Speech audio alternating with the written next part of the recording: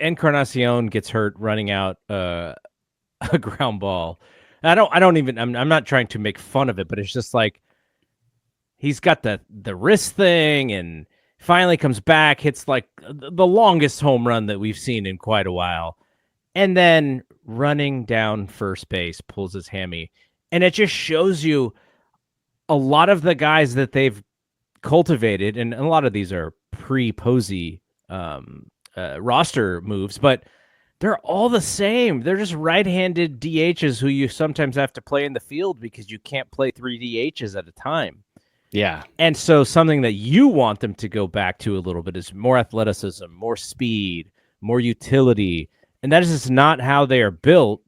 And I do wonder if this is the offseason where Buster just goes, okay, I saw what we had. I wanted to give us a shot. And now we really have to change up this roster in a major way. So it's almost like this was like the year to give it a go with a semi-talented roster. And then maybe this is the offseason to break it down. So maybe it's like we do have to take a step back in order to make some adjustments. I'm putting thoughts into his brain, but I got to see some of the stuff that we see. I think, and I was thinking about it today. I kind of, read some articles, and I was just thinking, I want to get back to the athleticism. We talked about that. Buster Posey talked about that, and it kind of shined a little bit early on, and every now and then we'll get a flash of a stolen base, and Jung-Hoo Lee reading a ball, in the dirt, or nobody's covering home plate, so he takes off and scores. Little things here and there. Defensively, it has not translated into the outfield. Now, especially now that Yaz is gone, you really see the glaring holes in left center and right field for the most part that the Giants have to fill.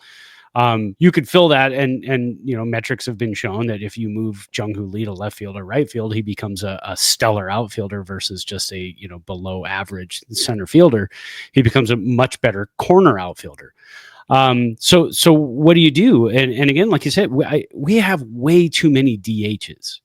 So you can't move Ramos to DH because Devers is going to be your DH. And you're not going to platoon Devers. You're not going to trade for Devers, pay him all that money, and then platoon Devers. So that's not going to happen. So do you trade Ramos? You can get a haul for Ramos. Do you trade Ramos in some sort of package, and some sort of package comes back from Cleveland where you get Steven Kwan, and Steven Kwan is now your center fielder who gets on base, hits for average, has a little bit of pop, but he's a very good center fielder. And then you move Jung-Hoo Lee to left field. Now you've got a really good outfield, 2/3 of a really good outfield. And then you need to fill that right field hole.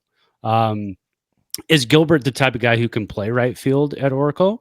We saw him make a couple really good catches the other night, but he's got a hit. That's the other thing. So I think there's a lot of off-field, off-season work to be done. I'm kind of thinking more and more of trading Ramos. His OPS plus is 122. Can the Giants afford to lose offense at this point? I mean, you kind of almost have to, though, if you've got a guy who's just offense, can't play the outfield, but also slumps hard and goes into really bad slumps to the point where he's not hitting the ball and not catching the ball. And then what do? You can't hide him anywhere. You can't hide him. I mean, you can only hide him on the bench at that point. But then again, you don't have anybody who can play left field. So Tyler Fitzgerald played 2 games in right field in the last couple of days. So I think they're trying to, maybe get him to become an outfielder. So that's another option, but we've seen, him be streaky as well. So yeah, there's a lot of questions in the offseason. There's a lot of things that can be done. I've always said on this show, we've been doing this show for 5 years. I've always said when the team is bad and you go in the offseason and you don't go to the playoffs, that's probably the most exciting time for me as a fan, because I know changes are going to happen. Especially with Buster Posey, because I knew the Farhan changes after about 4 years. We go, okay, I mean, changes are going to be made, but what are they going to be?